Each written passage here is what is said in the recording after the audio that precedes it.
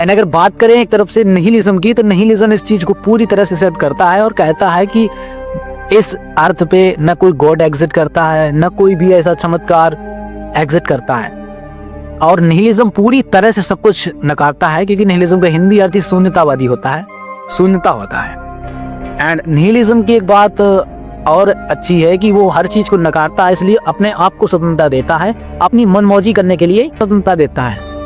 And अगर बात करें निहिलिज्म की बुराई की, हानि की, तो निहिलिज्म से बहुत सारी हानियां हैं, क्योंकि पूरी तरह से स्वतंत्र है। वो कुछ भी करने के लिए उनको कहना नहीं पड़ता है, वो अपनी मर्जी का करते हैं। उसमें से कुछ गलत कदम भी उठा सकते हैं, कुछ अच्छा कदम भी उठा सकते हैं। गलत कदम ये पता ही नहीं चल पाएगा कि उद्देश्य है क्या, मेन ऑफ द रीजन क्या है जो हमें यहाँ पर भेजा गया है, और ये सब क्या है और किसकी चाल है, ये सब उनको यही लगेगा कि सब कुछ शून्य है, तो वो पूरी तरह से छूट जाएंगे और गलत रास्ते पे भी चलने लगेंगे। चोरी चपाटी जैसी चीजें एंड उसके साथ साथ मर्डर वगैरह जो भी गलत चीजें होती हैं कानून के उसमें, तो वो सारी चीजें वो करने लगेंगे, क्योंकि गॉड को तो मानते नहीं कि गॉड कोई एग्जिस्ट करता है। तो वो फिर तो धर्म जैसे गॉड बनाए गए हैं इसी वजह से कि ये सब चीजें रुकी रहें।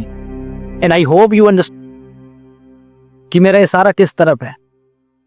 तो निहिलिज्म की ये बात है जो कि माननी पड़ेगी हमको, कि निहिलिज्म किसी भी चीज को एक्सेप्ट नहीं करता है और जो मन करता है उसका वही करता है। निहिलिज्म पूरी तरह से स्वतंत्र है, पूरी तरह स्वतंत्र है। एंड एक बात आप नोटिस करेंगे कि अब आप जब छोटे थे या कभी भी किसी भी आदमी को, किसी भी इंसान को अगर पूरी तरह से छूट दे दी जाए, उसे कहा जाए कि तुम्हारा जो मन कर रहा है वो कर, तो भाई 100% लिख के ले लो, वो बंदा बर्बाद हो जाएगा। इसीलिए ये धर्म का जो पर्दा होता है ये उड़ाया गया, ईश्वर जैसी चीजें रचाई गई, बनाई गई।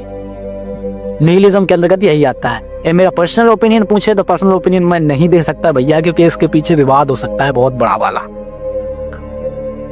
इसके अच्छे साइड इफेक्ट भी हैं कि जब लोग पूरी तरह से ये सब कुछ नकार देते हैं, उसके बाद में वो खुद को पहचानने के लिए बिजी हो जाते हैं, खुद को पहचानने में बिजी हो जाते हैं कि आखिर हमारा मेन ऑफ द गोल क्या है हमारे आने का, हम क्यों आए और हमको करना क्या है मेन ऑफ द सो। इसलिए वो पूरी तरह से अपना ध्यान केंद्रित कर देते हैं खुद पर, जो कि बहुत जरूरी है। लोग क्या करते हैं कि लोग दूसरों की तरफ देखते हैं, दूसरों के बारे में बातें करते हैं, दूसरों के बारे में या फिर दूसरों के साथ बैठ के बातें करना या दूसरों के बारे में चुगलखोरी करना, इट्स आम। सिर्फ इस चीज को बिल्कुल नहीं करता है और वो अकेले रहने लग जाता है, लोनली लिव करने लगता है एंड अलोनली लिव करने लगता है। इसके साथ साथ वो अपनी मतलब कि खुद की पहचानने की क्षमता जगा लेता है। और जिसने खुद को पहचानना सीख लिया और काफी चीजें सीख ली और ओशो जैसे को सुन लिया, तो भाई उसको तो क्या ही कौन बिगाड़ सकता है यार।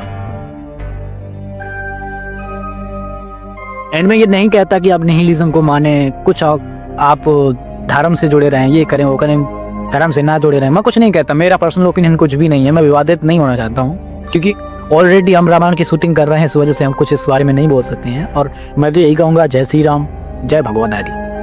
बाकी आपके ऊपर डिपेंड करता है, आपकी थिंकिंग के ऊपर डिपेंड करता है कि आप अगर थोड़ा सा दिमाग लगाते हैं तो आप पकड़ लेंगे।